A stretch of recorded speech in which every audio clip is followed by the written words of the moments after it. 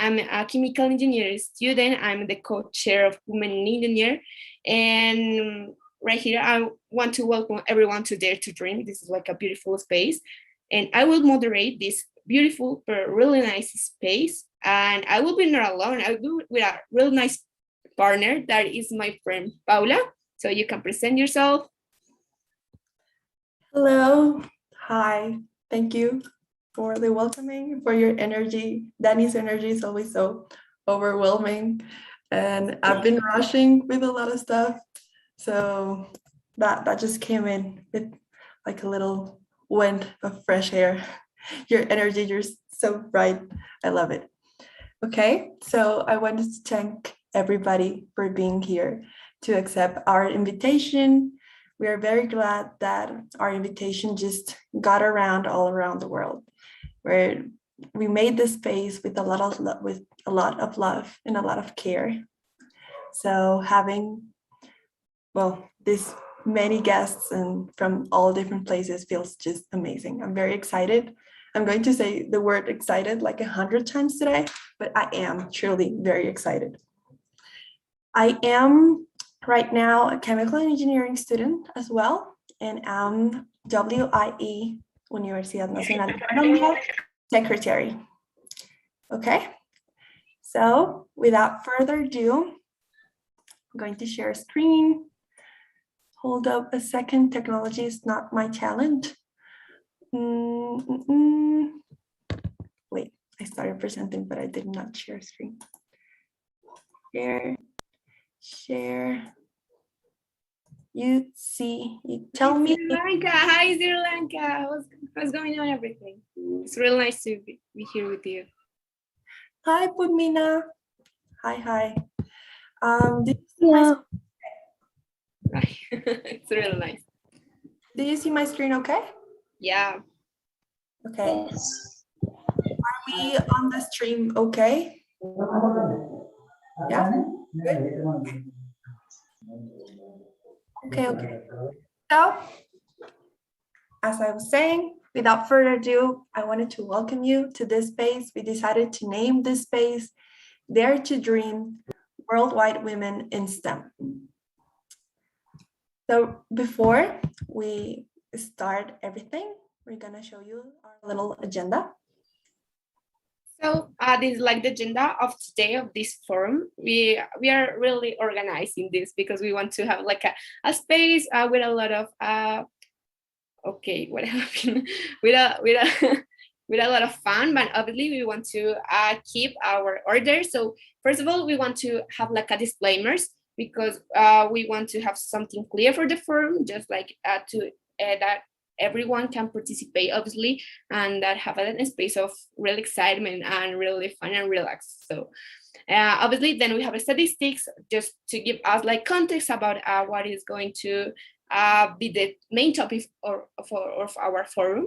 So, and then we are going to present our panelists, that is like our guests of today are different countries, really nice. And then we are going to start a discussion, that is the questions that we are going to make to these panelists. So that is the agenda of today. Okay, and then of course, we're open to questions from the guests. If you have a question at any point, feel free to leave it in the chat and we'll make it to our panelists, okay? And also at the end of our meeting, we're gonna have a little space, okay? Wait, okay, it's clicking, okay. Sorry about that. So before we start this space of sharing of thoughts and experiences, we wanted to give a little disclaimers which you are accepting being here, and we just wanted to make that clear. First is to be respectful to the panelists, to other guests. We'll maybe have some discussions on culture and on different topics that could, pinpoint differences between us. But the purpose of this space is to gather as a community that is working to empower women and girls in STEM. Then we wanted to make clear that not even us or our panelists are native English speakers. So, of course, we're gonna make mistakes. Of course, we're gonna mess things up, but we're not gonna, judge on that. This is a judgment-free zone, and we wanted to make that clear to our guests and also to our panelists and our volunteers that, the purpose is another one, not to judge on our English speaking abilities. And we're very sorry if we mess up something up, but we'll most definitely try our best. And our third disclaimer is that we mentioned subtitles when we invited our Colombian friends and Spanish speaking friends. So if you are from another language, we do have subtitles, but not here on Zoom, but on the YouTube stream. So if you need subtitles, you can direct, I don't know if we have the link, Danny, Danny Romero or somebody who can find the YouTube stream, and leave it in the chat. If you need subtitles, we have very nice big subtitles on there if you have some trouble understanding English, and that will help you to understand. También lo voy a decir en español, un momentico.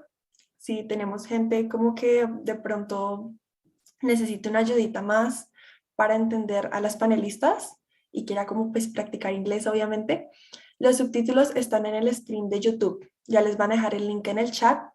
Y ya viendo el stream, pues se pueden quedar acá en el Zoom, no hay problema para hacer preguntas, pero los subtítulos están grandotes en el stream. ¿Sí? ¿Listo? Perfecto. Okay, so that was the little subtitle disclaimer, and that would be it for me.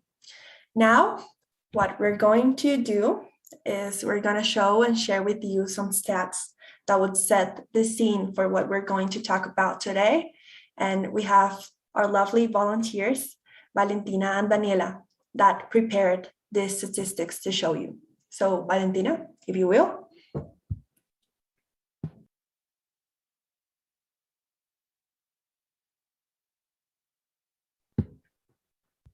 Okay, good morning, everyone.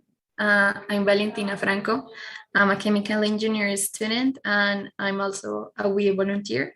So I'm going to show you some stats that we searched for. So more girls are in school today than ever before, but they do not always have the same opportunities as boys to complete and benefit from an education of their choice. Too many girls and women are held back by biases, social norms, and expectation influencing the quality of the education they receive and the subject.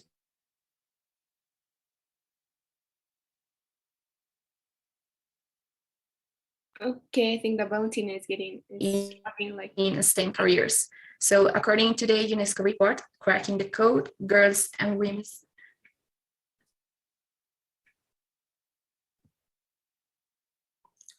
How are you doing, Valentina? I thought it was my internet and I was about to break down. Like, gosh, but no, I think it's Vale that's having some trouble. So, I don't know if she can hear us. So, yeah, if we want to skip to Dani's part, well, Valentina fixes up our connection problems. Okay. Wait.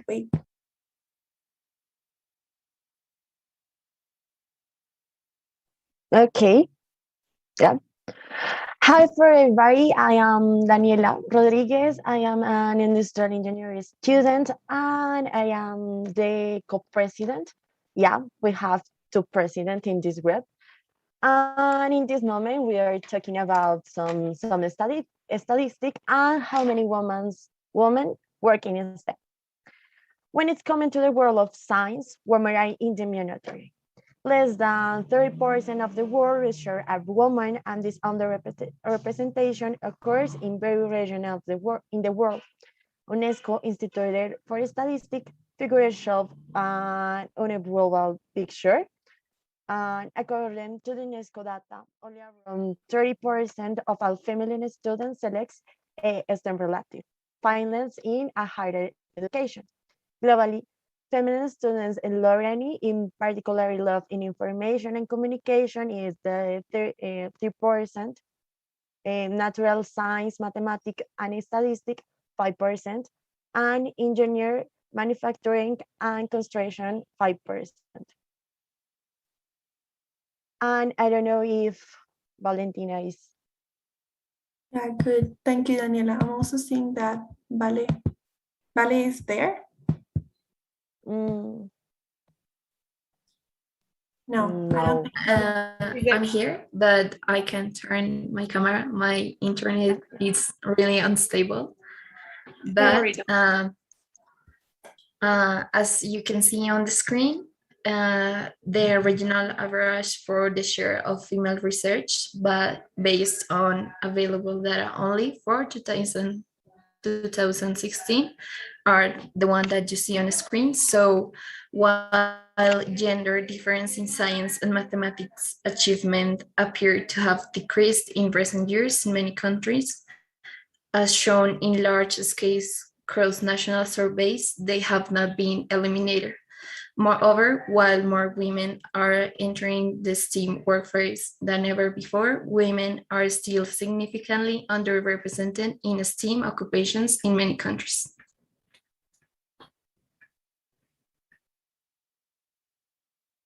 So we hope that these statistics can give you like a more context of so will be the main topic of this discussion about that. What is the underrepresenting women around the world? So this is to give a context worldwide. But okay, that I think that it's time to present our panelists, the important guests of today. I think that it's really nice to have you here. And the first one, yes, is Serish Riemann. I don't know. Sorry if I don't say your name. Okay, sorry, I'm really bad with names. But Serish is a software engineer graduated from the Jinnah University of Women, something super interesting in Pakistan. She has over 4 years of experience in user interface, user experience. She is currently leading her own company named Wati Labs, which deals with UE, UX, designing, developing, and writing. So it's really nice to have you here, Service. I don't know if you want to say hi. Hey, hello everyone. It's really nice to see you. So I think that we can continue with the next guest. Yeah, so glad. Well, our next guest for today, I'm sorry, I'm blocking the text. Recording in progress. Our next guest for today is Maria.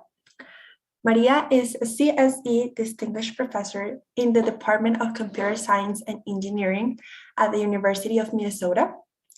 She works on distributed decision-making algorithms for robots and autonomous agents.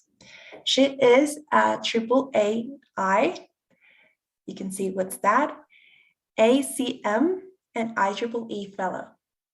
She is a passionate supporter of women in computing.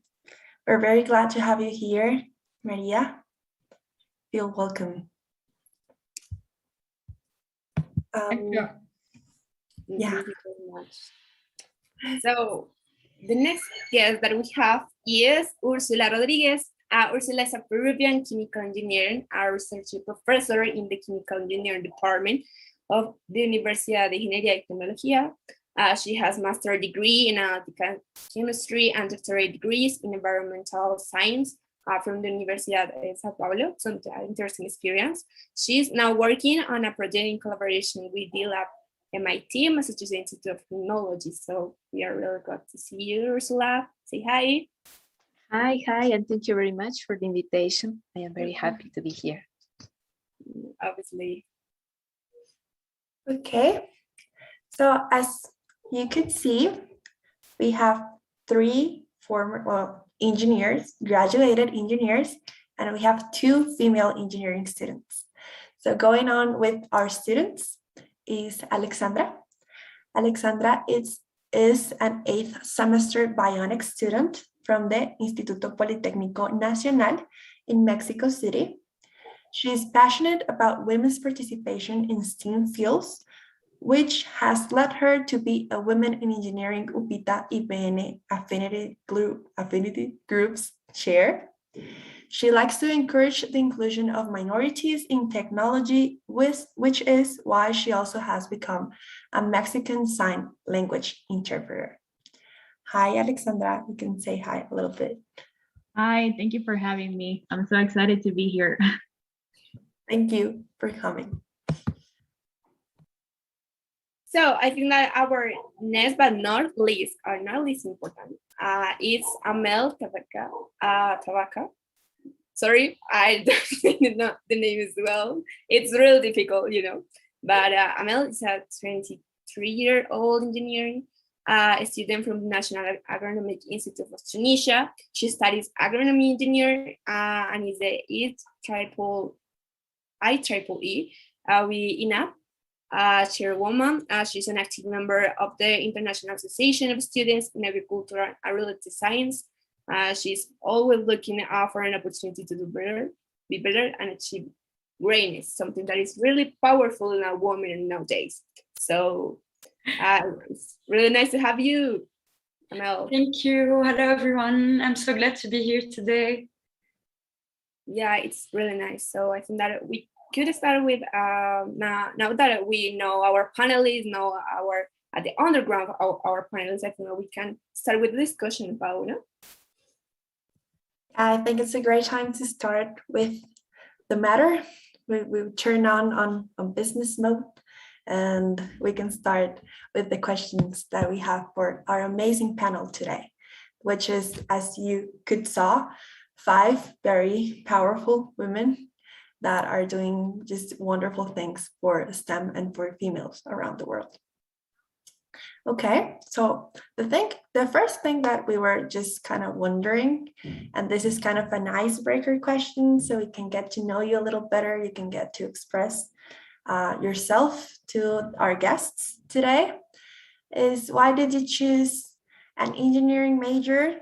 And well, a career in STEM would be like a broader term for what we wanted to ask with this question. So I think we can maybe go in the same order in which we presented the panelists. So Serish, if you want to start telling us, why did you choose to study a STEM major? Hola, thank you so much. So why I choose engineering is because I was always fascinated by the thought that technology can change the world. And we can transform the world in a better way, because technology can touch every aspect of our lives, from our daily things, routine things like microwave, and to the self-driving cars we use these days. Through technology, we can make people's lives easier. Things that used to take so much time is now just a button away. So we can make the world a better place by using technology in a positive way. So because of this thing, I think I was always attracted towards software engineering and technology field. So I can make an impact in the world by using technology. That's it. Wow, thank you so much. So if you remember Sarah's presentation, she's a software engineer and she's now CEO of her own company. So thank you so much, Sarah, for sharing that with us. Then, oh my gosh, I forgot the order. Then it was Maria. Yeah. Then Maria, if you want to share with us. Yeah. So first, I'm in the United States, but I'm Italian. So I studied in Italy. And in college, I studied physics. And the reason I studied physics, first is because in high school, I had a wonderful teacher that was teaching mathematics and physics. So I think often what we decide really depends on the teachers that we have. And he was enthusiastic. I was also going very deep into the science part. And then I was decided between math and physics. And I chose physics because I love physics. It gives you mathematical tools that you can use to explain what happens in the real world. And I thought that was fascinating. I didn't like chemistry. Sorry, I don't want to say anything bad about chemistry. Many of you like chemistry. There was so much memorization of stuff, and I'm not very good at that. And again, I thought in physics, you can kind of reason, figure things out by reasoning. Anyway, so as part of physics, there was a faculty who was kind of teaching computer science. There was no computer science in Italy at the time in college. And so I got really fascinated by working with this professor, and I started learning some computer science, and that's kind of ended up, spending more of my time.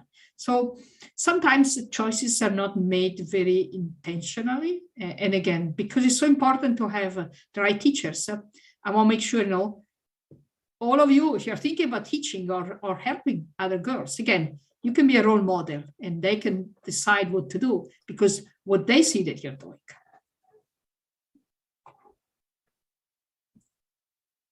Okay, thank you so much, Maria. I think, Thank you so much. Definitely having role models is... Actually, I start with... Sorry, I'm hearing... I'm actually not seeing the Zoom, but there's someone with their mic open who want to talk? No, it was like one, but you can. I think that you can continue. Okay. Well, I keep changing the slide. Sorry. What I was saying is that, yeah, that's a good point to make. Female role models are very important to have. Well, not female role models, but that support who encourages you to pursue a career in STEM. It's very, very, very, very important. I actually got into chemical engineering because of my chemistry professor, and just be mindful that you can be someone else's role model at any time of your life. That's a good learning. Okay, so then it would be Ursula, you want to share with us? Yes, sorry for the delay. Well, it was quite instinctively to choose chemical engineering, as I love maths, physics, and chemistry, everything about STEM in high school. And the perfect integration of all this science was chemical engineering, and I say, why not? It was not very thought. It was like I follow my intuition. And another important fact that I could comment is that I was very impressed when I was studying about Chernobyl accident and the Challenger shuttle accident. And I say, why? It is so enormous, magnificent work of engineers. And so delicate too. So why we cannot act and have some intervention about these specific and detailed machineries. And well, to be sincere, I didn't think too much how I was going to work as an engineer, but I have to say that I consider now that it is important and very, very important to go and figure out how are you going to practice your career and how you are going to serve to the society and get personal satisfaction of your journey. Your journey will be unique. Your journey has to be satisfied only for yourself, for nobody else. Thank you. Thank you. That's like some great words of wisdom. And there you go, some chemistry power going on there. So very, very glad. Thank you, Ursula. And then we would move on to Amel. Amel, if you want to share with us your thoughts on the question.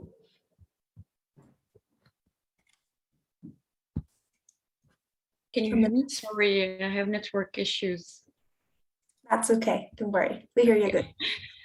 So actually, it has been a passion since my childhood.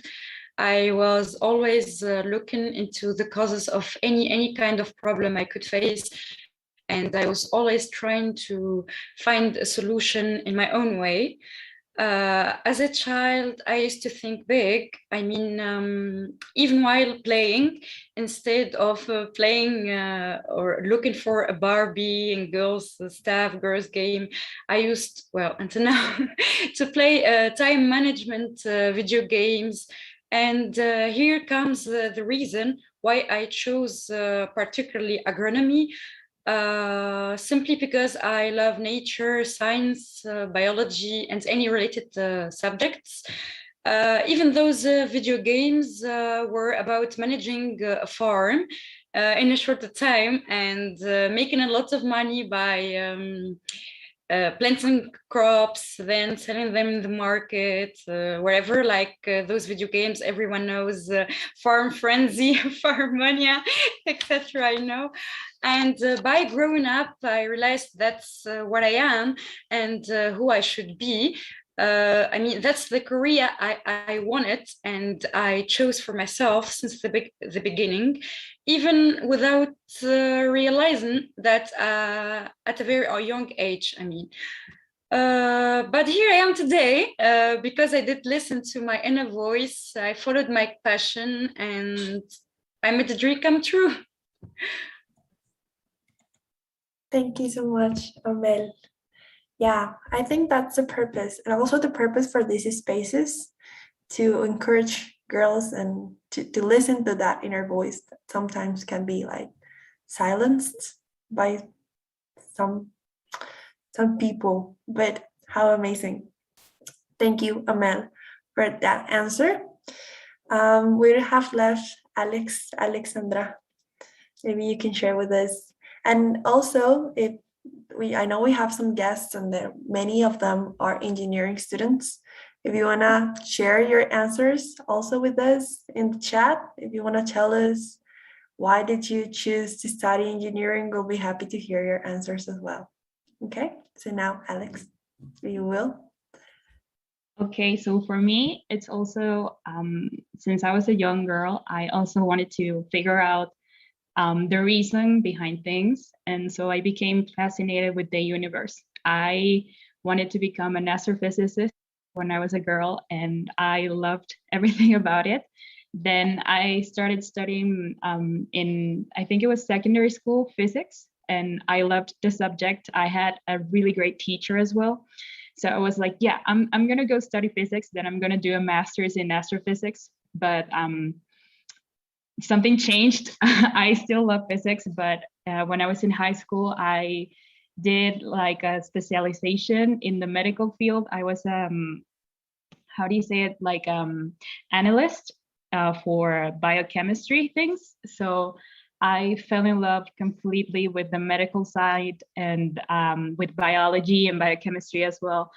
So I had the tough decision to choose between something in the medical field and something in the engineering field or in the math field, which was my original idea.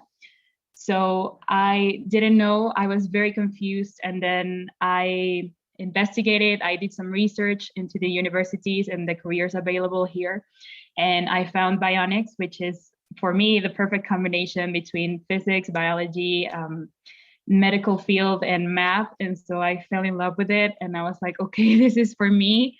So I enrolled in it and I am very happy with my decision. I think like all of you have spoken before me, I also have my doubts and I was like, okay, maybe this is not for me, but I followed my heart and my voice and my intuition. So I am very happy with that. You know, it's really nice to know that the motivation is the same, that the important role of the teachers and obviously the important role to study what you love, what do you like, and obviously I think that is the main reason for studying. But I think that obviously we take that decision really young, really young. So, but it's really hard. But it's really nice, you know, how the answers that you give, like how it's changing, like in different cultures and countries. So I think that we can move on to another question, that is like, how do you think that your country's culture affect women on the representation system? You know, you give us like a context of what was your case, but what do you think that your country, your culture affects in the underrepresentation in STEM? So I don't know if we can do it like vice versa, like you can start, Alexandra. I want to know your opinion about that. Okay. So here in Mexico, it's I think culturally speaking, it's very important because we are surrounded by a society that's more male-based. Maybe if you are familiar with the term macho, that's what happens here, right? And if you're not, I'm going to try to explain it. It's like following men's, you have a lot of stereotypes, and those stereotypes apply for women and men, but society is molded so that men have like an impulse to go along with some things, and some other things are left for the women.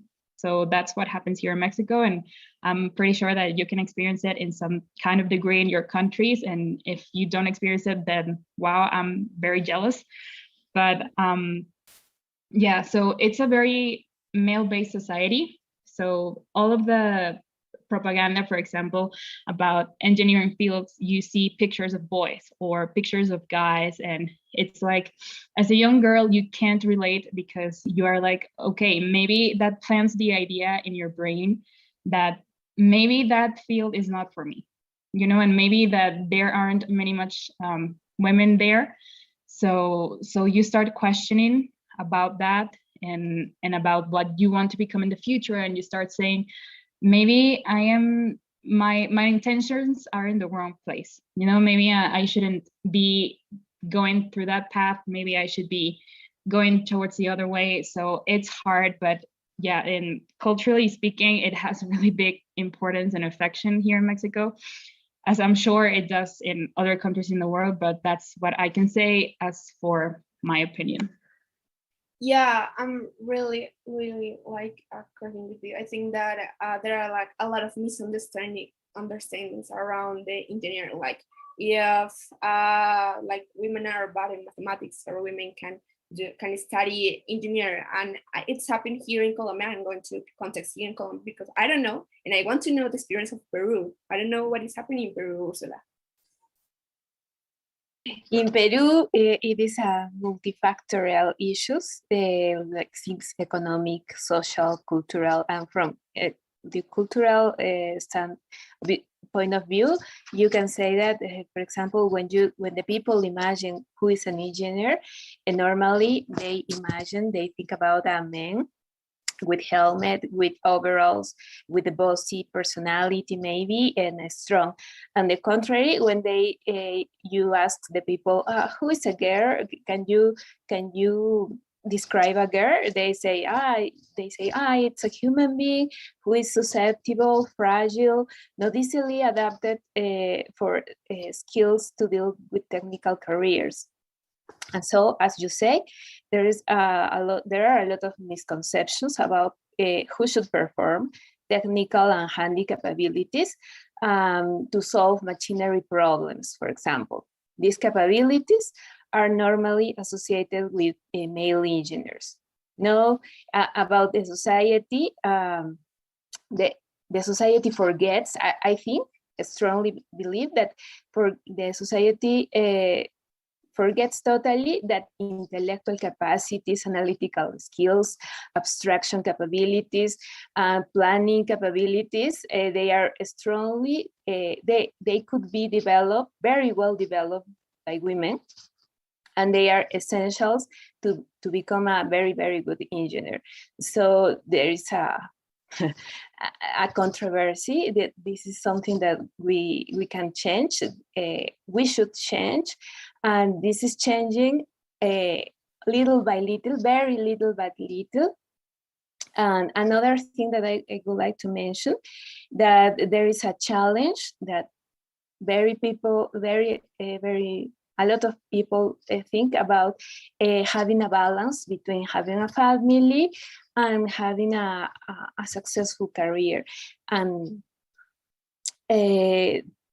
there are more misconceptions who should have the responsibility to assume domestic chores and to care about children. And this is when you say, who will take care of the children? Automatically, people think that it's a women chore and a women responsibility. But we know that this is the STEM careers are needed urgently in our society now. And I have a question that you have the experience that you study in Brazil, and I want to know that if the same situation is repeated in all Latin America or is different, like Brazil and Peru. It's quite. There is a little bit more representation with girls in engineering, but the problem is that, for example, there is a half of people who finish a STEM career, for example, in Brazil, but not all the women or female engineers maintain in STEM careers. They usually work, but in related areas, not exactly in STEM engineering or STEM careers. Yeah, it is difficult to maintain and to have a professional career in STEM during the whole life. Yeah, I agree with you. I think that here in Latin America, we have like especially the misconception that women are in the house and the men are outside working with the hard work, wear their costume and all of that, and making all the money for the house. And I think that that conception is from ancient times, I think. And I think that, I don't know why they are not changing that, but I want to know like another perspective, like for example, from Italy or United States, that is happening the same. So Maria, you can help me with that? Well, a lot of, I mean, the situations that women tend to be underpaid and not considered as valuable, you know, in terms of jobs, as at least the technical kind of jobs as men, is, I think, is kind of broad in a lot of countries. I'm familiar with Italy, I'm familiar with the US, I know the situation in many places in Europe, and I've seen a few things, you know, in Asia, Japan a little bit, I've seen like in Algeria. So again, the problem exists everywhere, but I think it's different depending on the local culture. And so, but we know it's a problem. It's not only few countries that have the problem. And so somehow we need to figure out a way of addressing this problem at the root as much as possible. And one of the many things that is known is anytime there is a minority in any kind of society, there is a minority, they tend to be undervalued and not really considered relevant or important. So it's not just, I mean, women, because, you know, typically, if you look at the population, there are more women than men. And so the fact that in some communities are really underrepresented, that kind of creates a problem. But as again, it's known that anytime, again, you have a smaller group, they're considered like not really part of the community. And so one important issues is, you know, for women, most of the places, I think, you know, in the US, most of the programs, maybe 20% women, some places a little bit more, you know, in computing and in engineering. It's kind of known that if we reach at least 30-35%, you know, you are a third, things start changing. So, you know, I'm optimistic because we're not so far. They say, you know, again, if you look like in the United States, you look at some underrepresented groups, you know, African American or Native Americans, the numbers are much, much lower. So it's going to take much more time, right, for them to get, and maybe they will never get to be like a third of the population. But for women, again, the hope is that by having, you know, a lot of more women kind of pulling in other women, if the numbers go up, things will start changing, at least at some level, you know. The salary situation may take much longer. There are a lot of studies I've seen in the US, and I'm sure in the rest of the world is the same. The women get paid less for the same jobs, for the same roles. And then often women like in companies don't go up in the scale, in the hierarchical structure. And so, the salaries increases the farther up you are, and women never make, to the higher levels, very rarely, CEOs, CTOs, and so. But even at the same levels, again, there are data that show they're paid less than men. So that still takes some work, and I'm not sure exactly. I think awareness is one important thing. But again, so I think it's not hopeless, but we just need a little bit more push. If each of us really does something and we try to bring in a few more, right? Things will get better.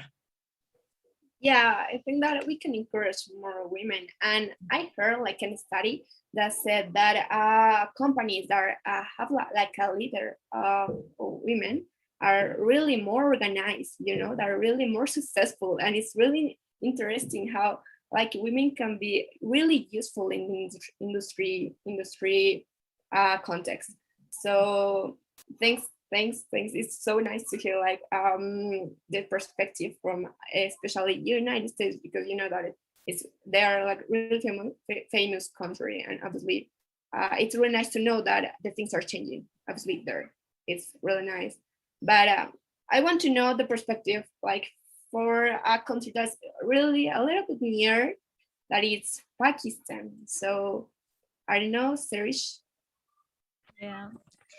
So here in Pakistan, I think because of old age cultural norms, people think that a girl cannot be a part of engineering field, especially mechanical, or if you talk about chemical engineering, because it requires a lot of hard work.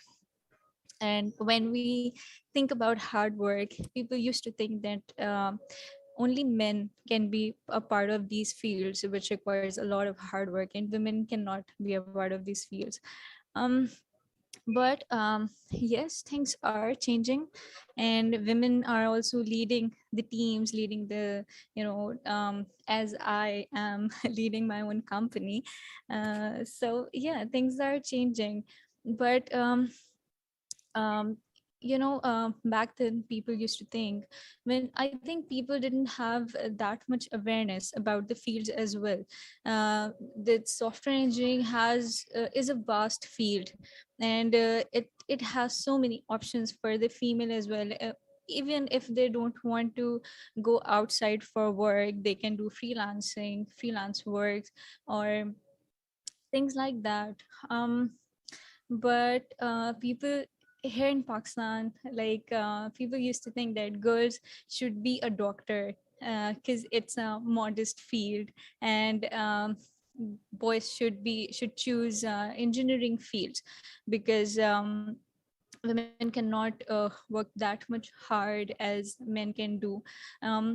Even in fact, if we talk about um, times, I think there are more men in mechanical and chemical engineering fields than women. And I think women are also not that much motivated to join these fields, but they are joining software engineering fields. There are, I can see more women in software engineering fields, as we used to see time back. So yeah, but things are changing, and I hope we can see more women in the engineering fields and working with men. And there should be a shift in the mindset in our society, and the realization that women can be a part of engineering field too, and work side by side with men. Yeah, but it's so interesting. I think that you're like a role. Like I think that women needs, especially from Pakistan, like more roles, more women, empowered women that obviously they say like for example, you that you have your own company, it's something really successful, and I think that really I'm really motivated, because even if you are from Pakistan, you can do like a lot of things, and you don't need to have like a high resources or have like a big team to do like a big change. But obviously I think that with your company and with all that you have done, I think that you can help more women to be inspired, obviously. And so it's really yeah. like, and also if as a team leader, or as a if I am leading my own company, I would be able to um, bring more women into this engineering field. I can, if I don't talk about myself, but if other women as well, in engineering field or leading teams, they are the role models, or they can inspire other women to be a part of the team, and to make this impact that this field is not just for men. Women can also be successful in this field. Yeah, I think I agree with you. I think that we need more women to encourage to take Yeah. this way to encourage. But I think that we can do the change, and we don't need Yes, to of like a course. huge team.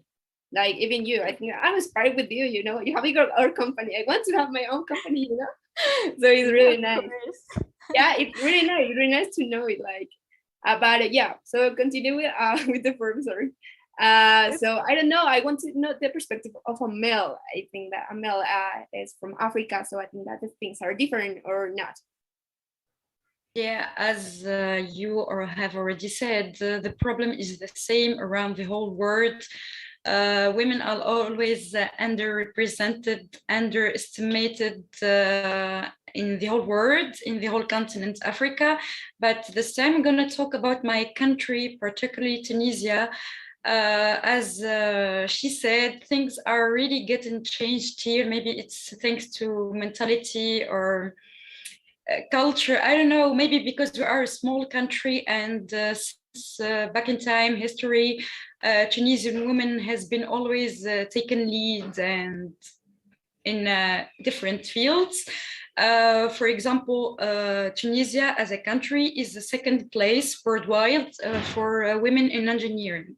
I mean, women engineers, and that's even something we should really be proud of. Also, according to a study in 2021, Tunisia has more than 40.2% women engineers. And I can't really say no more. And the best example I can give already recently in our government, the prime minister is an engineer, and she's a woman specialized in geology. And this government has other 10 women who are ministers. So really, I'm really proud. I couldn't say more, but I hope we can see women leading in the whole world, as an engineers, as doctors, in many fields. I mean, even I'm not only talking about myself, but as I see my colleagues, other students, even in college, we are trying to make an impact, to lead by getting involved in many actions, humanitarian or whatever, conferences like this one, being enrolled in a club and chairwoman and all this stuff. But still has this problem does exist, but as I know it's a small, I think it's not so huge, but it does exist, I think, in the whole world. I'm interested. I did not know those facts about Tunisia, and thank you for bringing that up. Actually, that's a huge factor sometimes when I was checking, the stats for today. A great, like model as country management is Myanmar. That's, I don't know if you've heard of Myanmar, but it's an Asian country, and 80% of the people enrolled in research and development are women. 80%. It's just 20% male. So that's a lot, and it has, I suspect, something to do that they have a female president as well, female political leader, and to have women in positions of power just starts changing things from the top, and that truly changes dynamics sometimes. So it's very interesting to see what some countries have done and what we can, start doing in our countries as well. How interested. And actually, our next question goes along with that little what we have been talking about. And this question needs a little explanation that I will give. The question is, do you think Global South women have any additional challenges when it comes to becoming an engineer? So first, the term Global South may be a little bit strange for some people. When we were making the question, it was very natural to me, but not for many of my peers. So I wanted to explain that Global South term.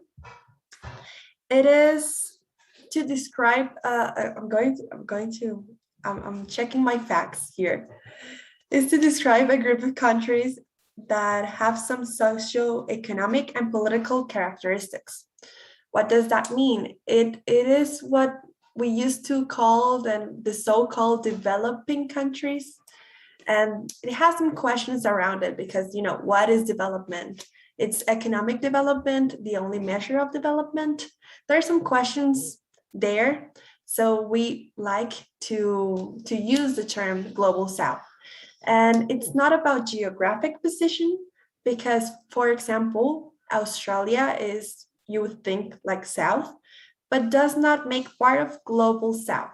You know, like the term Global South does not include Australia, for example, and Mexico, which is, you know, a little bit north, is part from the Global South. So Global South countries are countries that are facing some, we would call, healthcare issues. They usually have a history of colonization, and they have like disadvantages in general. Having said, with that being said, the question goes a little bit into how these additional challenges of a country which has some, well, economic growth not so good, healthcare not so good, education access is having some trouble. How does that affect, you know, women in general? Because as Maria was saying, there is not a unique concept of what a woman is. We have Black women, we have Indigenous women, we have LGBTQ community women that are also underrepresented. So we need to think things intersectionally, you know, that's kind of the message here, that women come in all different kinds of colors and they face a whole different range of challenges. And just to give you like a little example of what a note on that question would be, in Colombia, for example, there's not a lot of access for Indigenous women. And as well, we have some communities that reject girls when they're on their period, for example. So they can't go to school for a week, and that affects them. First, having, you know, to access education, and then you go on to being an engineer because they never, you know, took that as an option.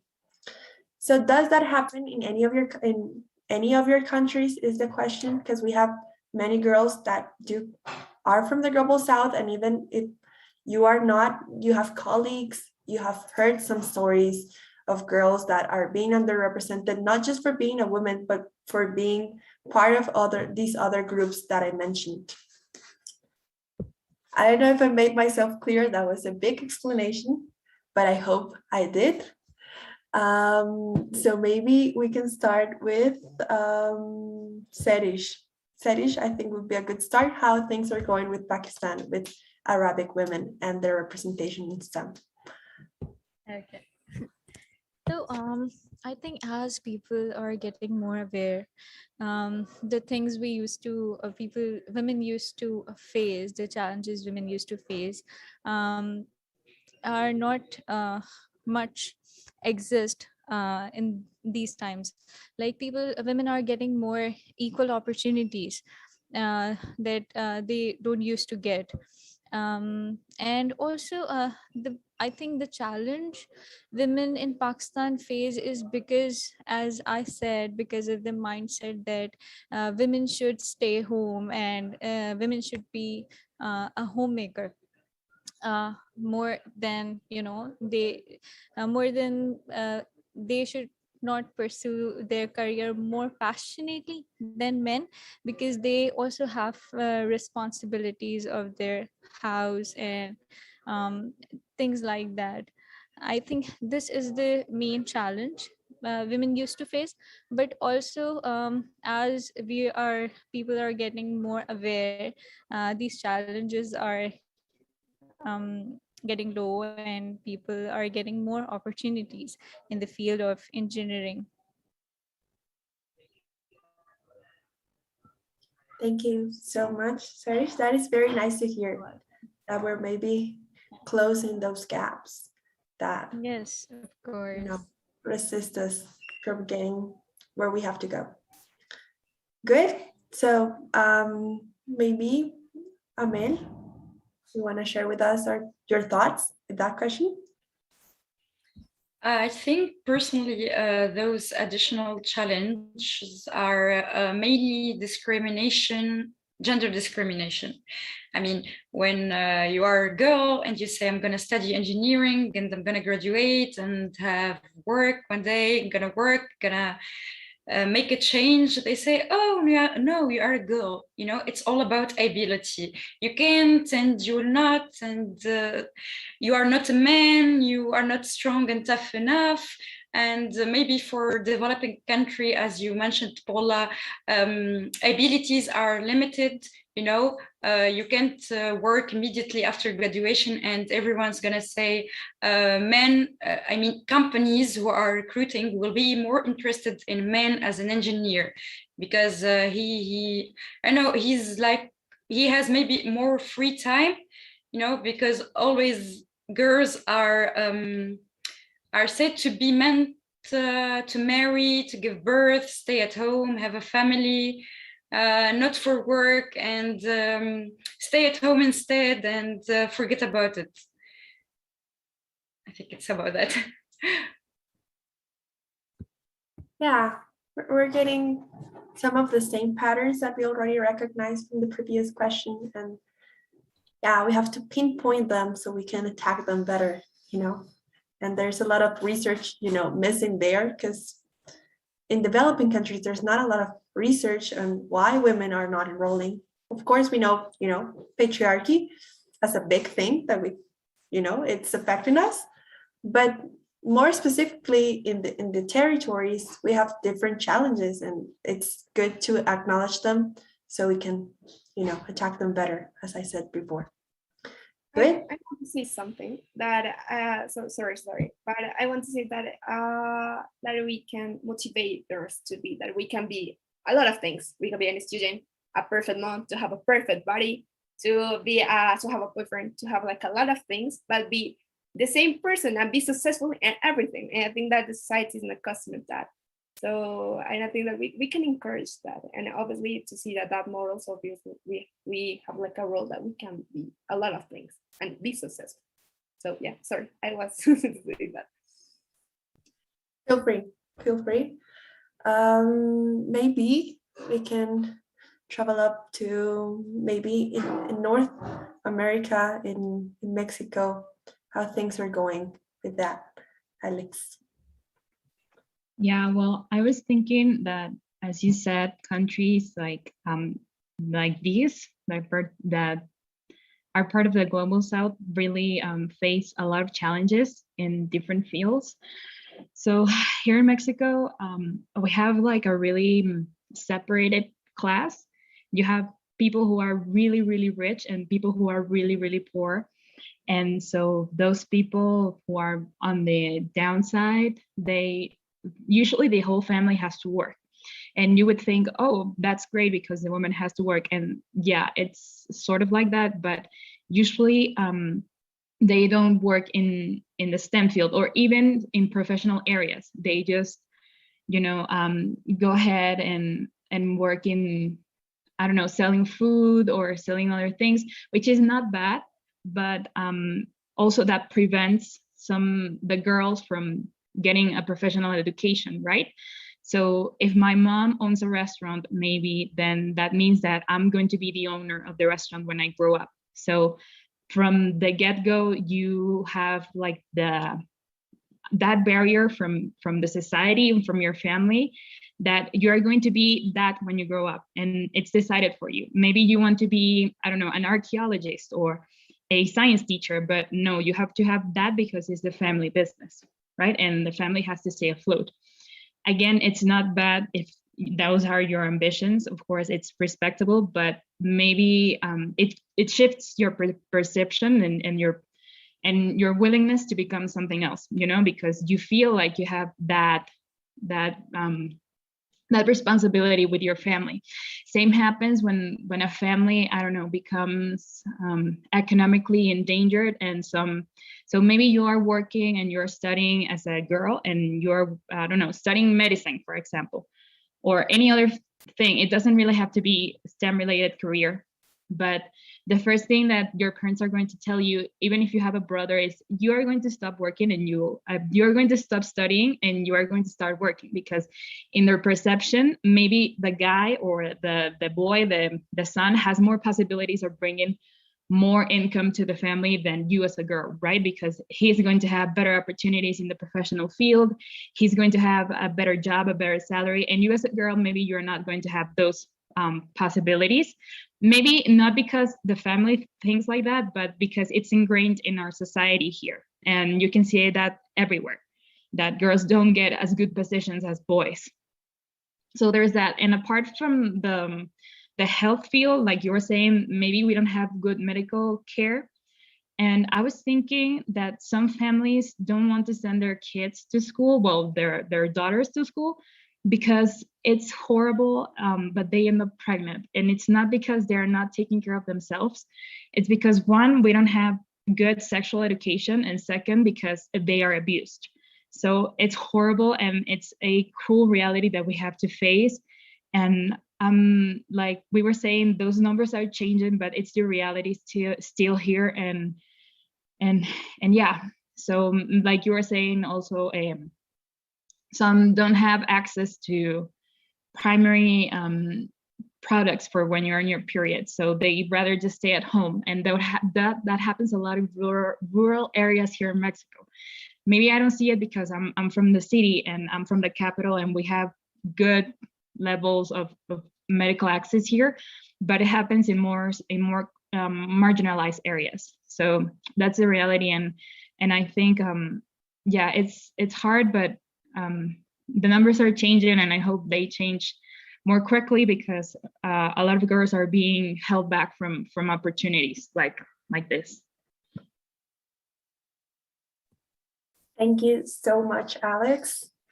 Actually, yeah, things are very similar. You know, we've always thought, you know, Colombians thought as Mexico like a sister nation, because many of the things that are happening here, happening there. And it's pretty the same about medical access. And I was going to make that point when you started, and you made it yourself, about women having to enroll into having to work early because of pregnancy. And that's a thing that women just, the childcare relies a lot more on women than their male counterparts, which can just ignore it and go away. So a woman, then it's more difficult for her to start studying or continuing maybe school. We have school pregnancies, of course, and that happens all over the world. I'm not saying it doesn't, but not having medical access and good sexual education just aggravates those issues and affects women's. This is just uneven and unfair for a lot of us, and we share that feeling too. Thank you, Alex. We're missing Maria's thoughts on the question. You go. Sure.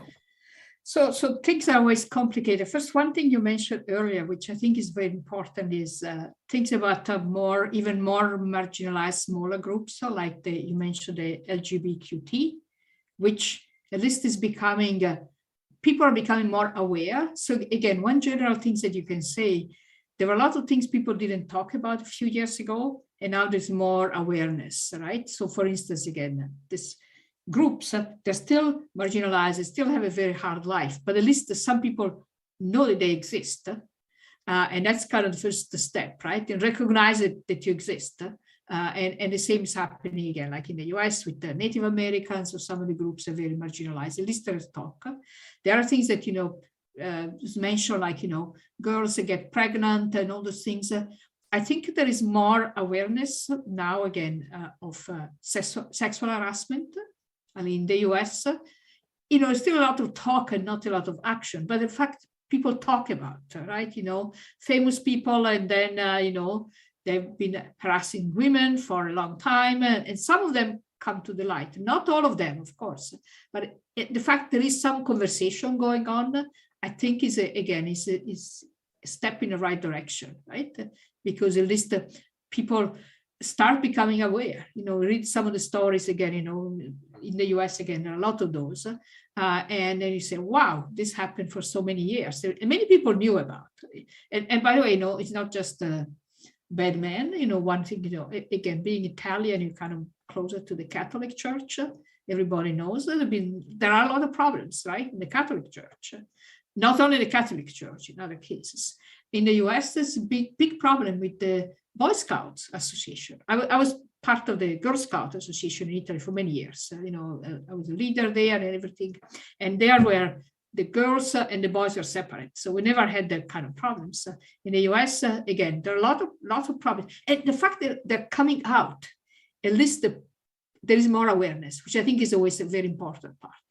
Now, in terms of kind of jobs, and so what I was thinking about, if you look at the technical, I'm more familiar with the computing industry, so I don't know how much applies to other engineering fields. If you look at the computing industry, they really want to hire more women. And why? The companies try to take care about the bottom line. So you say, why are they doing? Just they want to be nice? No. Number one, there's a shortage of workers. So, right, whenever there's a shortage, you look for people you didn't look at before. Like in the United States, for instance, the time during the war, because all the men were going to the war, women started doing, manufacturing jobs, assembly jobs, and so, right? And this kind of long stories there. So when there's a need, people say, oh, there is this pool of people we haven't tapped into. So that's one of the reasons. There is another reason, which I think is important. I think at least the companies that design products have realized that if it have nothing against white men, of course, just to simplify, the only white men designing it, you tend to design things that appeal to you and to people like you. And so by not having the diversity, often they don't design the right products. So again, the companies really try to get for the bottom line, but it's working out fine because now they recognize that, if you have women again may have different problems they're interested in, different ways of doing things. And so again, and this is all positive, right? Because it means there is a realization that the diversity is not just because you want to be fair and so, but it's a real necessity. And I think, again, I tend to be optimistic. I know still a lot of problems, but when you kind of see a little bit of light, you say, yeah, now's a good time to get in. So again, thinking about jobs, there are a lot of jobs. So, from the women, girls' point of view, of course, a lot of people think about, either, getting married, I don't care about jobs, that's okay. Or they think about jobs that the traditional women's job. You are an elementary school teacher because, we are all very good at working with kids and so that's fine. It's no problem. But think about other job opportunities that pay more. And, it's not that important to be greedy, but I mean, just a very simple point here. I'm very independent. I wanted to be independent. I never wanted to have to find a rich husband, right? I want to make my own contribution. And if that's the way you are, not everybody's like this, then, think about a field in which there are a lot of jobs and you can make money. And again, honestly, in all the computing, most of the engineering field, there's a lot of money. Now, I don't want to say anything bad about biology because a lot of women like biology, but at least in the US, people with degree in biology make no money at all. There are too many people with degrees in biology and they don't make money. I mean, just a just a couple of numbers. We're all kind of quantitative.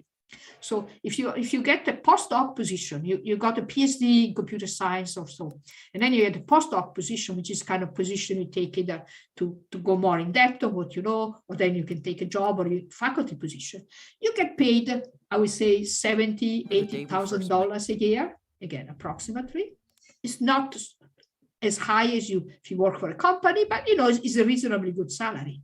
But if you're a postdoc in biology, you get paid $30,000 a year, which is less than our graduate students get paid, right? And so again, I think it's important for women also to be a little bit practical and take a look, in general, the labor departments post some numbers, take a look, where are the jobs and how much do they pay? It's not to be greedy, but if you want independence, you need a job so that you don't need to find absolutely somebody to live with because you have no money, right? I mean, again, if you want, that's fine, but you don't have to.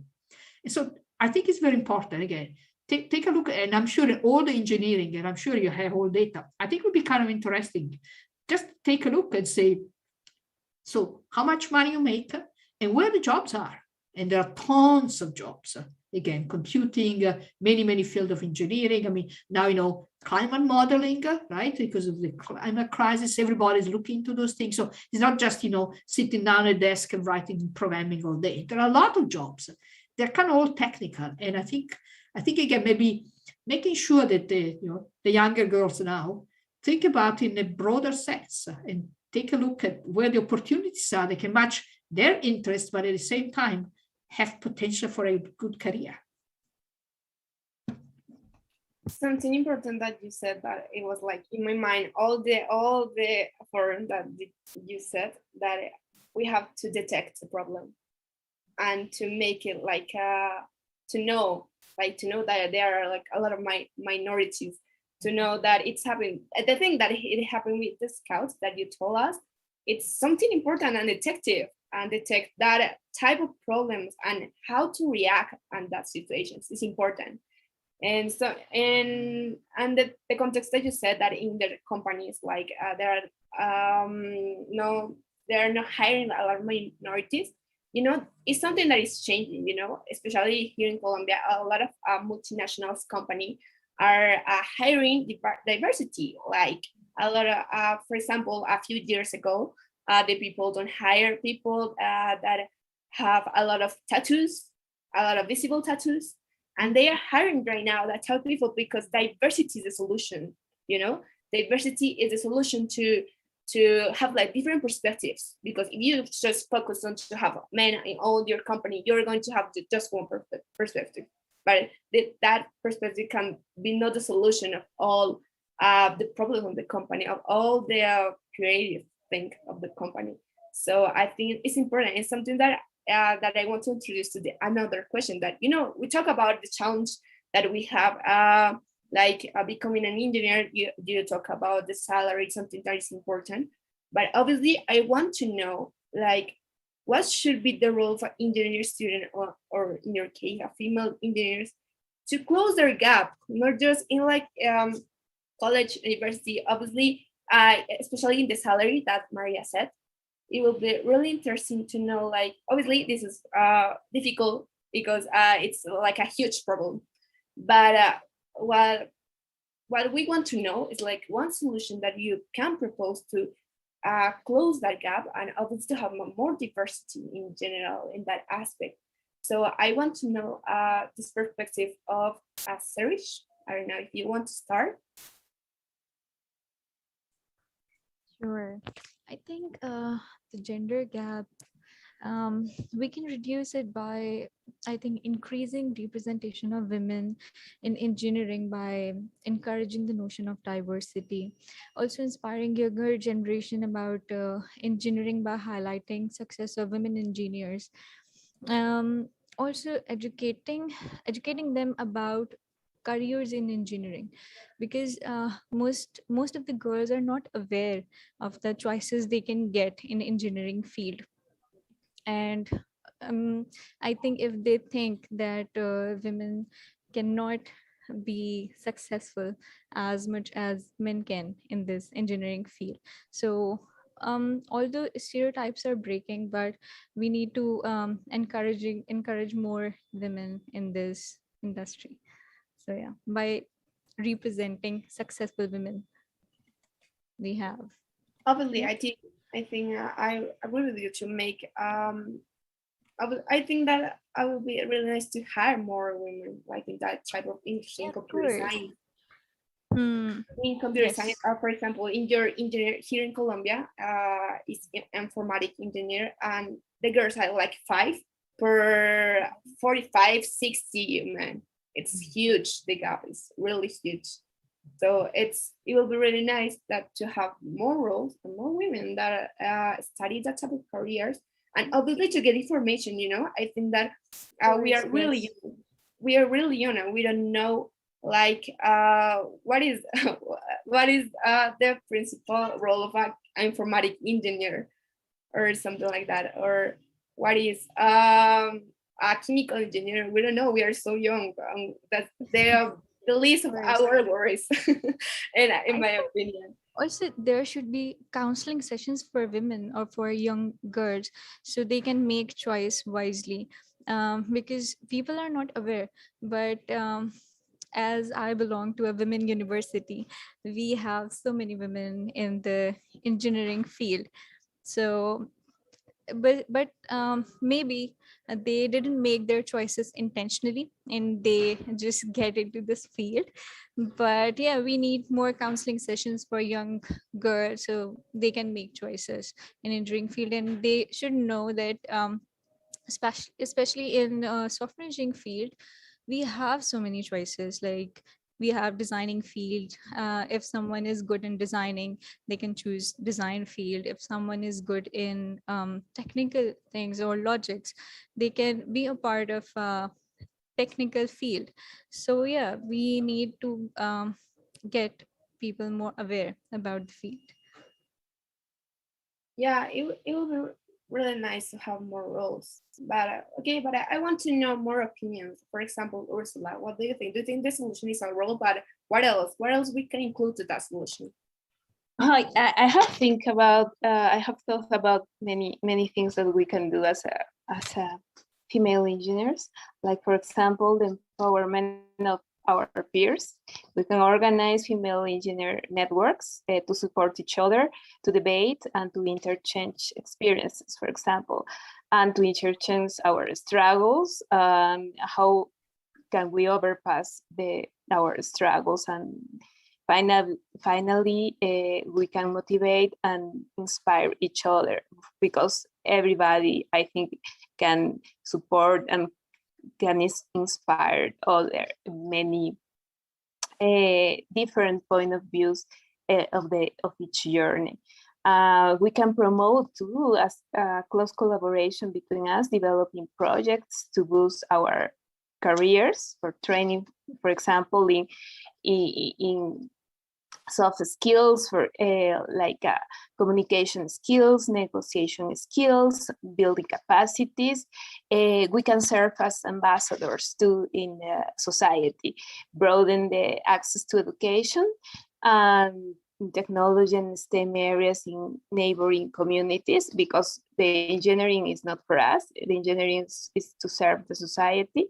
Diversity and inclusion should be, and we have to think about that, and we have to assume that diversity and inclusion as our driving forces. Practically, we should spread our work and visibility, offering solutions for the challenge of our close society.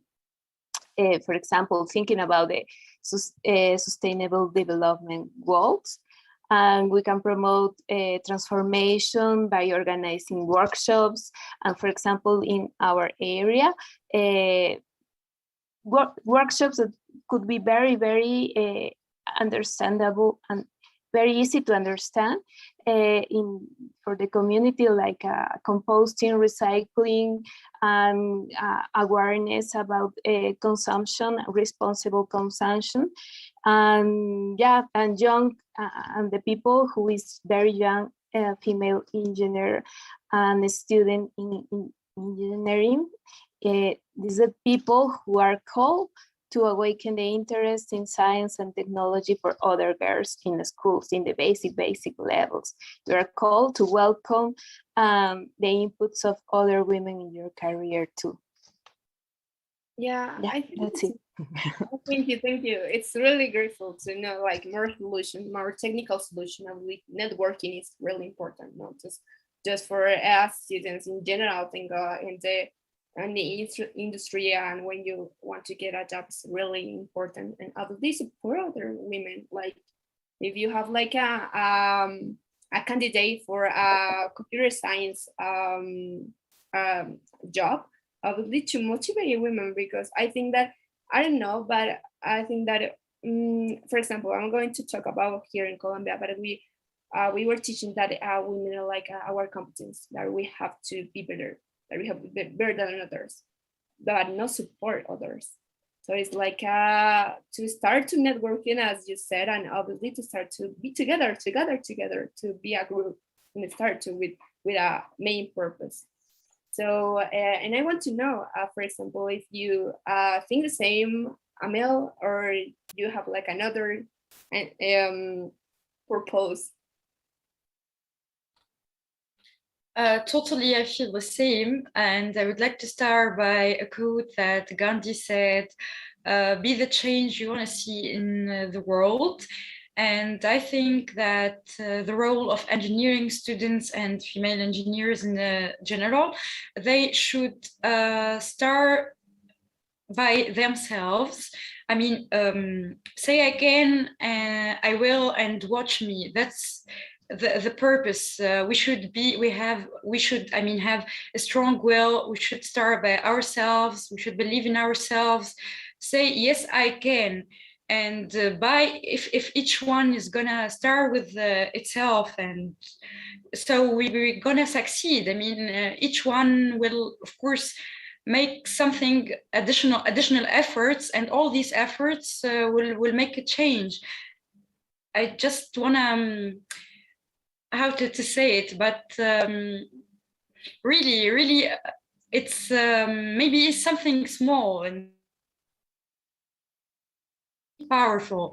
If you want really to close, to take a part in closing the gender gap, if you want to be equal to men as an engineer or in any other fields, you have to start with yourself. You have to believe in your, as a female, as an engineer student, and my colleagues will also, and we will win our case. We have to do this. We have to keep dreaming, keep fighting, and just keep working on our goals and never give up. We have to say that not only by words, but even by actions, that we do exist today, and that men and anyone else, not only just men, we have to force our existence, that we do here exist and you must respect us, that we are equal. Yeah, and I think that it's important, obviously, okay, wait, sorry. It's important, the inclusion, like to include men in this type of business, in this type of talks, obviously. And I think that example, it's really important. Like if you see like in your group, it's a powerful woman, the other will see, and the other will follow their steps, because follow successful women like contribute to that. So it's really nice to know that perspective. But I know that, for example, Alexandra has like a lot of more work with because she works like in a share of women engineers. She's a share. So do you think that it's really nice to have like a role, a women role that have like distinguished women that we can follow up? Or do you think that we can do it like a lot of different things? Yeah, it's important to have women role models in our lives, because you kind of want to follow their road and their trajectory, and so you know, like the steps she took to get there, and maybe you can recreate them in your own way, of course, and be able to make decisions based on what she shows when the situation came to her. So yeah, I think it's really important to empower ourselves. And you were saying that we are taught that another woman is a competition, at least in some countries. And I think that mentality has to go away. That's the first thing we have to do, because I know it says gender gap, but sometimes our, I don't want to say enemy, but one of the barriers can be another woman, and it's awful. But I know, and I want to say this for both women and men, I don't think it's entirely their fault that they think like that. It's because we are taught, and even if we're not taught, we can see it and externally in our family, in our school, in our university. So maybe we are, you know, I don't know, shaped to think like that. So I think it's important that we can change it. And as well for the men, you know, you were just saying that we need to include men in these types of conversation, and I totally agree with that. Because there's a lot that we can do about speaking to girls and you know, inspiring them from a young age, and telling them that they don't have to listen to society, or they don't have to follow the stereotypes, that they can also become, I don't know, engineers. But when you get to university and you find a guy who is willing to talk you down and just say awful things about you and just start doubting you to your face, it really, you know, lowers your morale, and you don't want to continue doing that. You know, you just want to be like, okay, maybe it's true, or I just don't want to, you know, study here anymore. So if we don't change those two things, first thinking that other women are competition, and second that, you know, guys see women as inferior or more weak, I don't know, we're still gonna have a gender gap. And I think those are things that we can do, you know, talk to guys and help them understand that those things are changing, and that society has taught them to think like that. Maybe it's not, you know, their fault, like I said, but yeah, that they are also part of our world. And it's not like we're going to make engineering a thing of women only. I mean, it would be cool, but that would also be, you know, to the other side, we would be discriminating men, which is not what we want to do here. We want to, you know, make a unity, and that unity works amazing together. So the thing is that they have to see that we are valuable assets, and that we are as valuable as them, and that we are as capable, and we are enough just like them. So yeah, I think that should be our role, and things that we can do to be able to close or minimize the gender gap. Yeah, and it's so sad that sometimes even the same women would like the I don't know, like the block, like just for that women here, men here, and that's all. That we are separate and we are fighting each other. And feminists, women have to live the world, and that's it. But obviously, you have to inclusion, you know. But if you want to resolve the problem, you don't. The worst solution is just to make that data gap higher.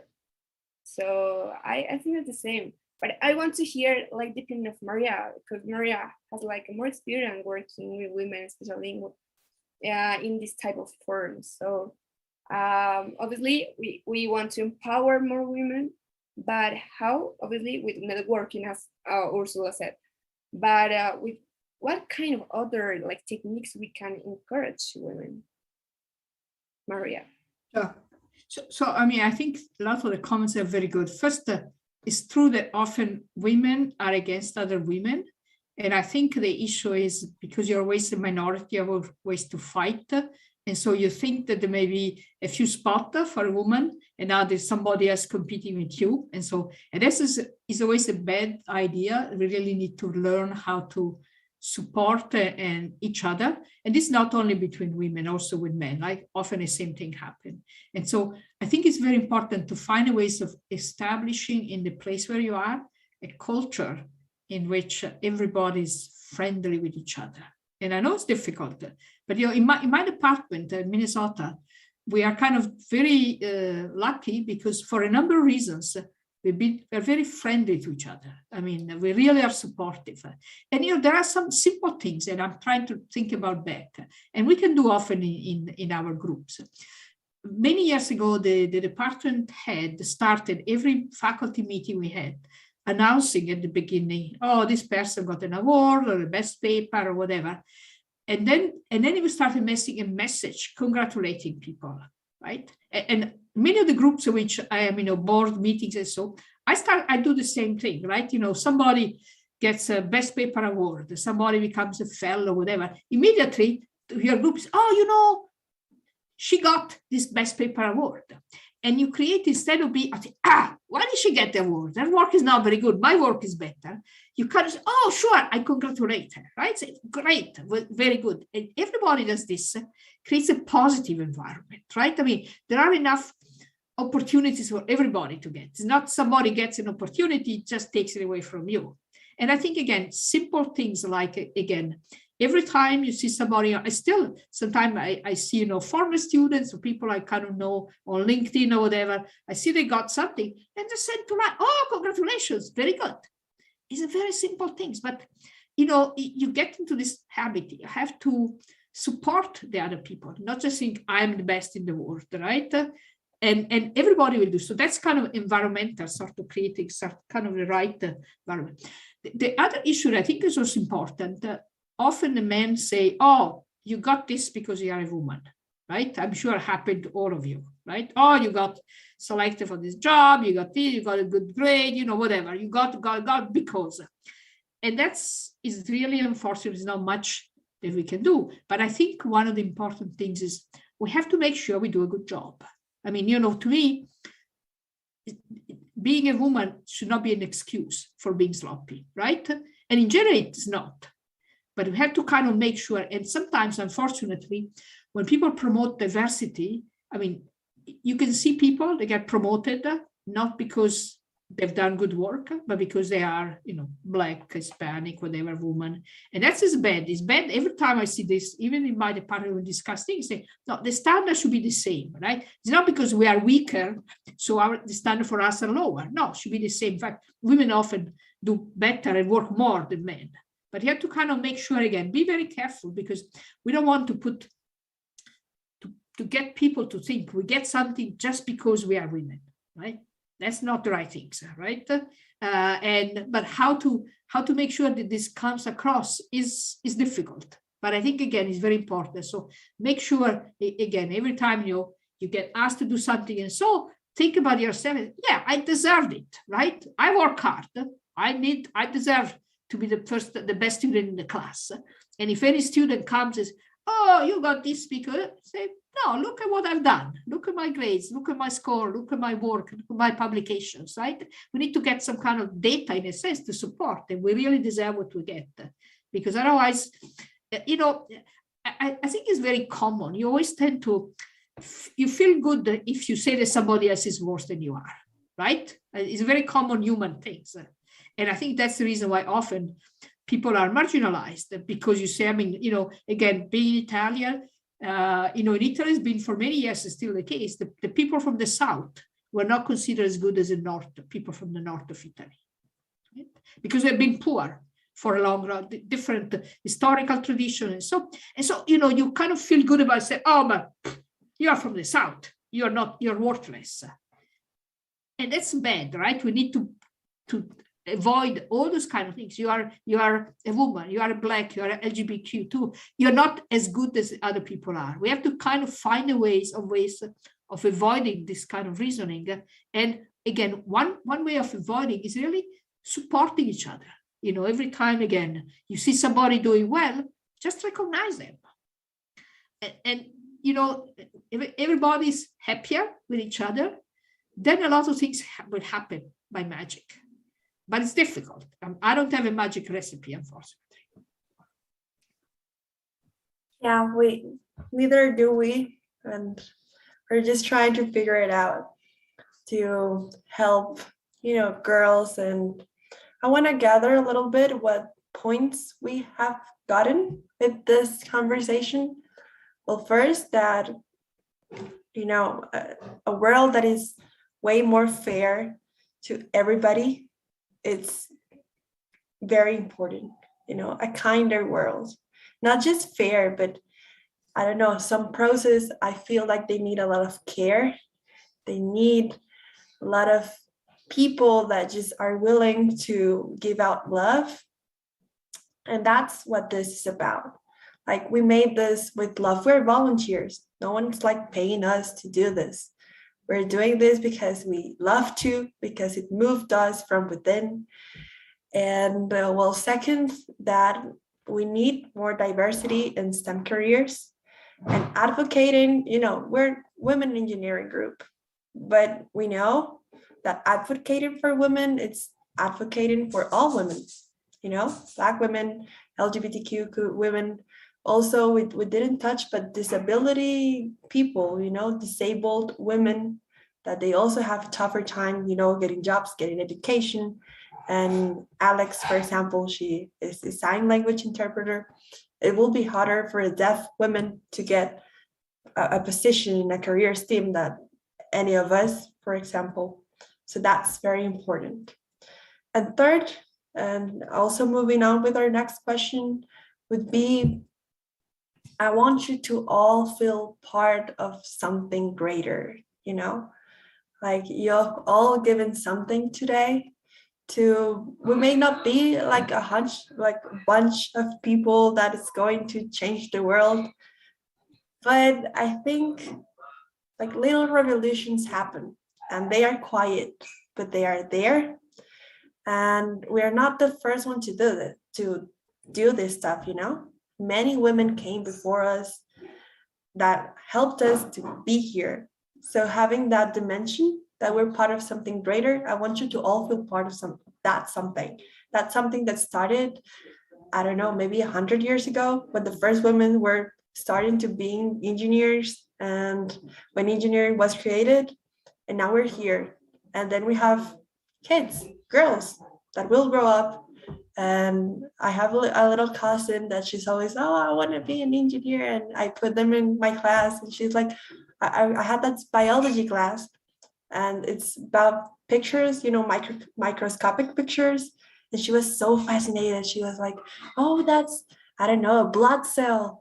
And she's just so motivating to see that we're doing something. And I want you to all feel and let that grasp for a minute that you are doing something. So according to my little note there, this is our final question. And unfortunately, we have to be brief because we have 10 minutes left and I don't want to extend this forum much longer, but I do want you all to answer.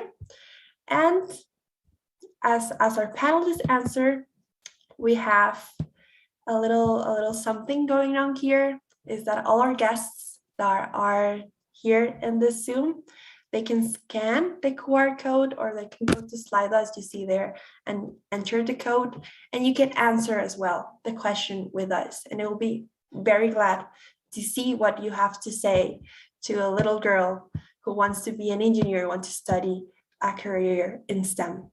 So please feel welcome to scan the QR code and let us know your thoughts on this question as well as our panelists are answering.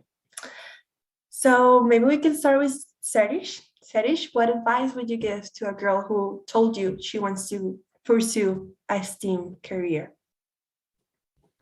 I would say I would ask her to pursue her dreams, what anyone else thinks or say. I think there's this mindset also where people think that engineering is all about maths, you know. But if I am terrible at maths, I cannot be an engineer. As I don't like maths, but I am an engineer. So it's not only about maths. You can be an engineer if you are not good at maths. So there are other options as well, which you can choose or you can pursue. But first, you have to find your passion, because without passion, you cannot achieve extraordinary thing in your life. If you are not passionate about engineering, you cannot be at that level where you can be if you are passionate. So just go and pursue your dreams and be passionate about it. Thank you so much. We have some answers going, and I hope you see them okay. But we have being strong, don't let anyone stop her, don't listen to stereotypes. It's hard, but you must ignore people trying to set you back. You are as capable as everyone. How wise, how good that encouraging words. So maybe we can now hear Alex.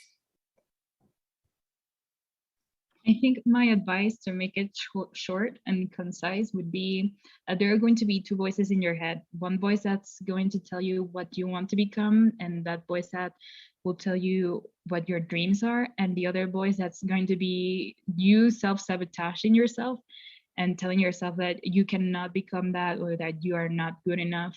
But you have to shut down that voice, and you have to listen to the one that tells you where you want to be. Even if you think that you are not good at a specific topic like math, like you guys were saying right now, it doesn't matter. You can learn it, and it's going to be something that you will learn along the way. But yeah, you are going to be your first and most and biggest barrier to become an engineer or any career in the STEM field. So don't listen to that. Sometimes it's good to have it because you remember why you're here, but yeah, just try to silence it and just keep going forward. Thank you, Alex.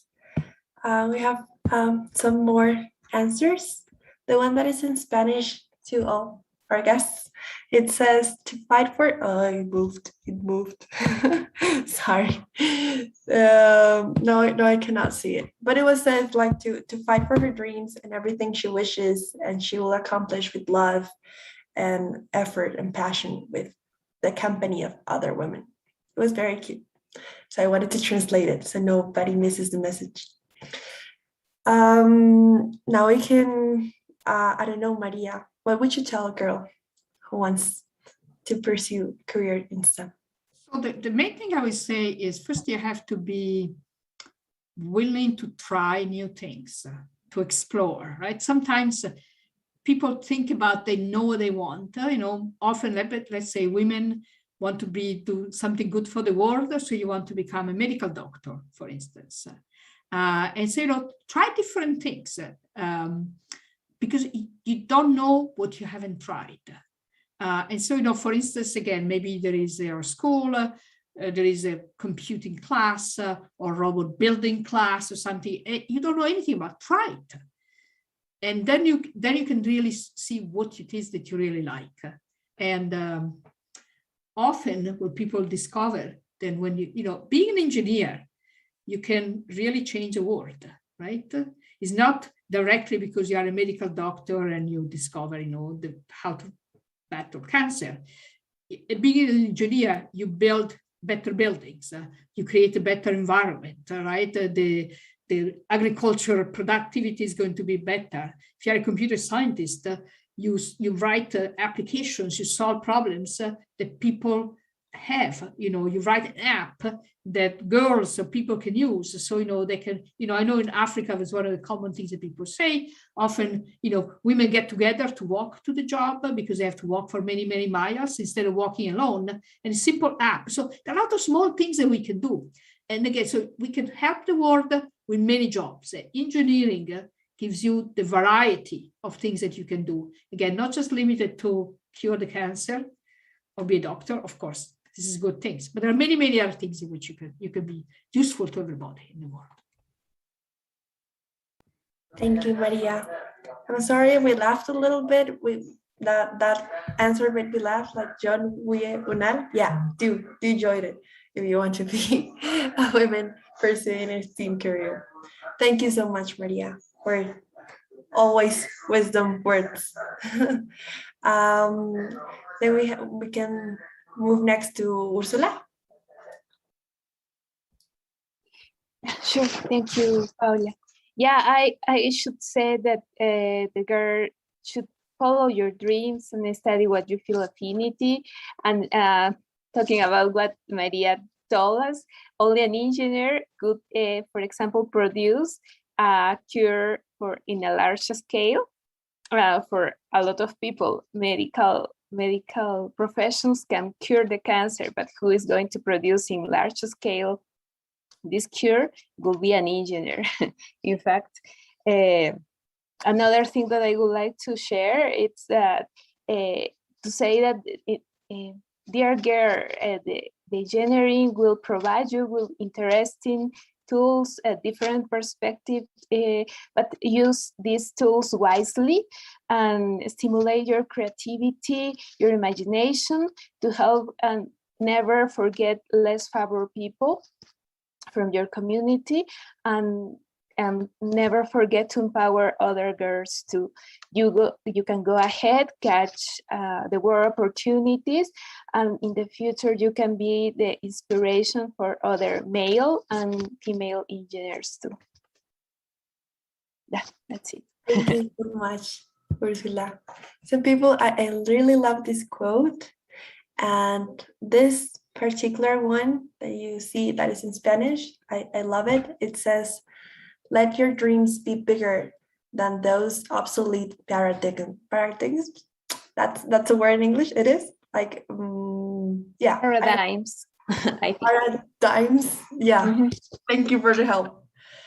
And okay, the only girl who are missing answer is Amel, and she always has some powerful words. So Amel. So I'm gonna tell those young girls, it always starts with you. You have to follow your passion.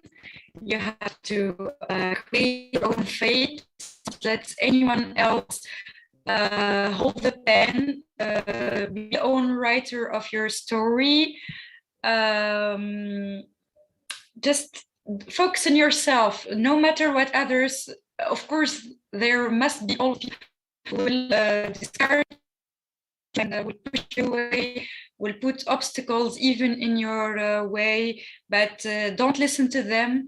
Instead, listen to your inner voice and always believe in yourself. And never rule number one, believe in yourself. And rule number two, never forget rule number one. And last but not least, dare to. It cut it in the precise moment. And then we're having like some maybe you can turn off your camera. And we missed the third rule. You were there, just there, about to say the last thing. You can turn off your camera. Last but not least, dare to dream. You have to dare to dream. That's a great closure phrase for this forum. Thank you, Ahmed. And we have these beautiful answers. We actually managed to finish on time, which is absolutely amazing. Here it says, I'm gonna spend the last minute reading some of these. It says, enjoy every moment of the wonderful university and professional path and surround yourself with the best people.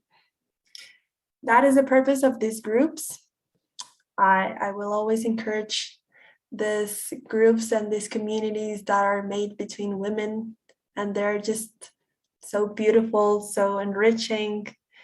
And I'm just very happy that this space got to be made, and with the help of our panelists, with the help of our guests, it was just amazing. It was some work. It definitely took some work, but it was definitely worth it.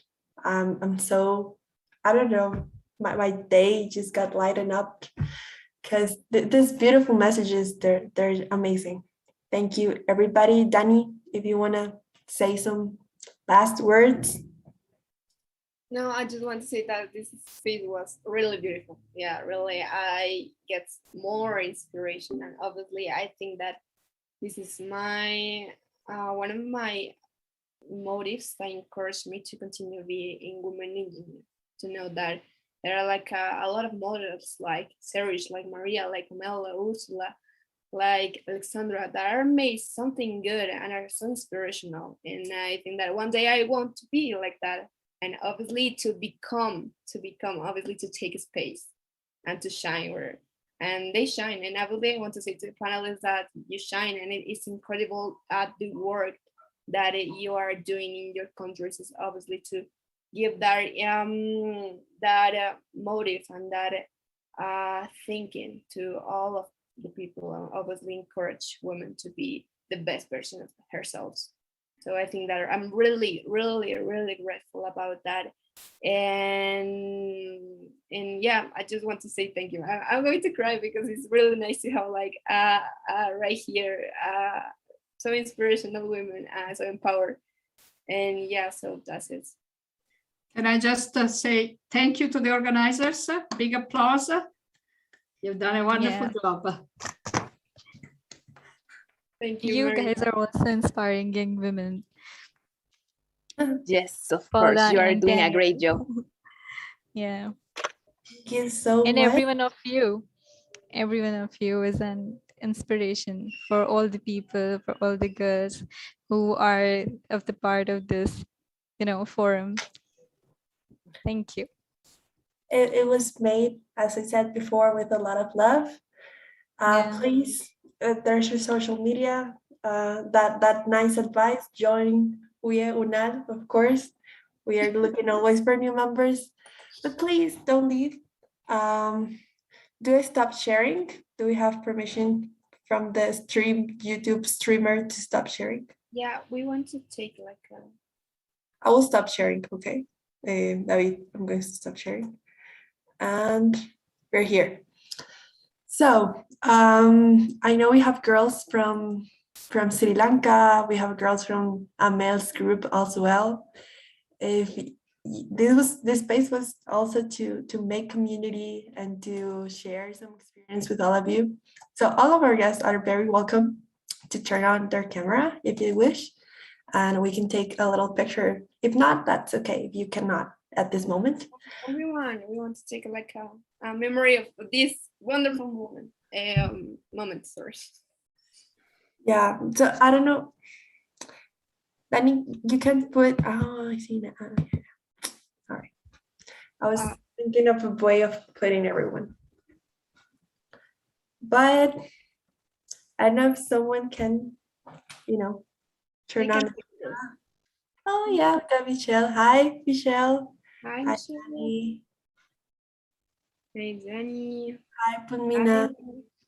Punmina is from the WIE group in Sri Lanka, and there are some girls there also here that they helped us with the. Hi, Daniel. Oh, wait. Wonderful if you can activate. But I'm going to take the photos, so please turn your cameras. I really want to have like a really good memory of the people that attend to this. Yeah.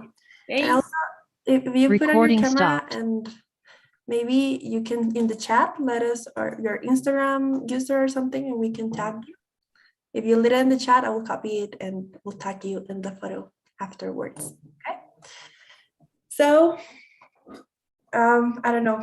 What do we say? I want to say cheese. I love cheese. So, but I don't know. We can say like, for example, I don't know. What do you want to say? Ceviche? Pizza? Yeah.